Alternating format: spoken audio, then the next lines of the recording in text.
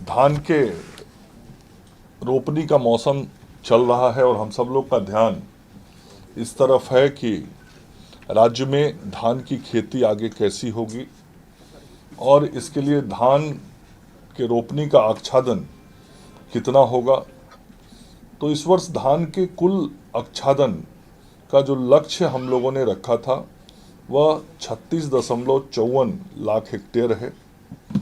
मक्का का 2.93 लाख हेक्टेयर है और यह लक्ष्य जो हम लोगों ने निर्धारित किया था उसके आलोक में अभी तक 29,68,834 हेक्टेयर जमीन पर धान का आच्छादन कर दिया गया है। मतलब रोपनी का काम पूर्ण हो गया है जो लक्ष्य का 80.55% है।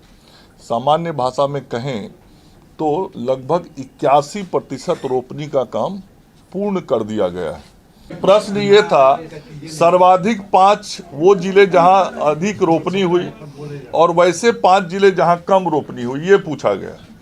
तो कटिहार में 107%, सहरसा में 101%, किशनगंज में 100.75%, गोपालगंज में 100.58% और अररिया में 100.52%। ये 5 जिले टॉप वाले हो गए। अब नीचे वाला भी लिख लीजिए।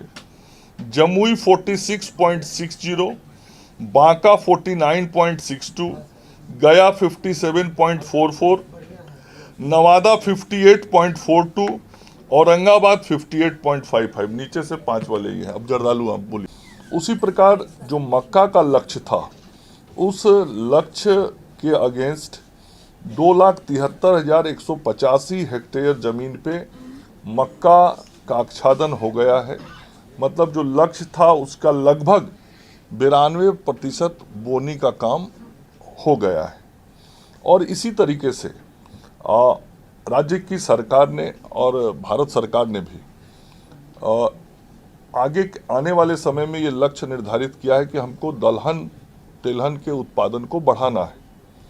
तो इस खरीफ के मौसम से ही हमने ये प्रयास शुरू किए हैं और इसके लिए अरहर, मूंग, बाजरा ऐसे जो अनाज हैं, ज्वार, मड़ुआ और अन्य जो दलहन है उसके भी आच्छादन के लिए लक्ष्य निर्धारित किया गया है।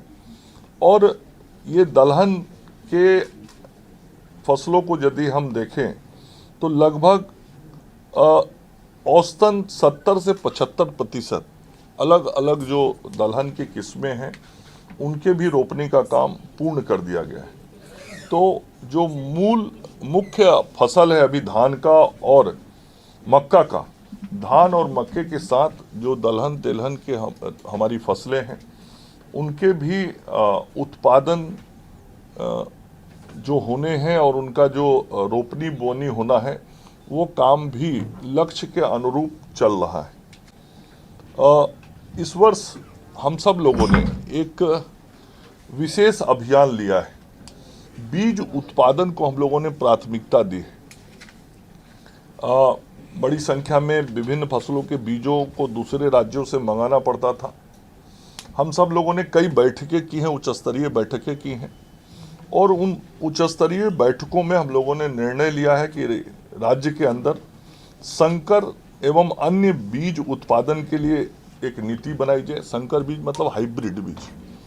तो ये हाइब्रिड बीज के बिहार में उत्पादन के लिए एक नीति बनाई जाए और उस नीति को बनाने का, पॉलिसी को बनाने का काम विभाग के स्तर पर हो रहा है ताकि जो आगामी रबी मौसम है उसमें बीज उत्पादक किसानों और जो बीज उत्पादक कंपनियां होती हैं उनके साथ मिलकर संकर बीज का उत्पादन राज्य के अंदर किया जा सके और किसानों को उत्पादन अनुदान तथा जो इच्छुक निजी कंपनियां हैं जो बिहार में आके बीज उत्पादन करना चाहती हैं वैसे कंपनियों को बिहार कृषि प्रोत्साहन निवेश नीति के अंतर्गत बीज उत्पादन के लिए कैपिटल सब्सिडी की व्यवस्था का भी प्रावधान किया गया है और किसानों को संकर बीज उत्पादन हेतु प्रेरित करने से बीज की कीमतें कम होंगी। अभी बाहर से हमको बीज मंगाना पड़ता है।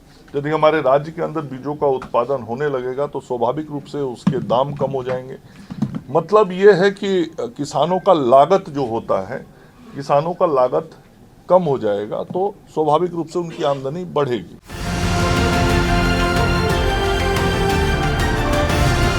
किसान तक, किसान तक, किसान तक, किसान तक, किसान तक, किसान तक, किसान तक, खाना है तो उगाना है, खाना है तो उगाना है, किसान तक, खाना है तो उगाना है, किसान तक, खाना है तो उगाना है।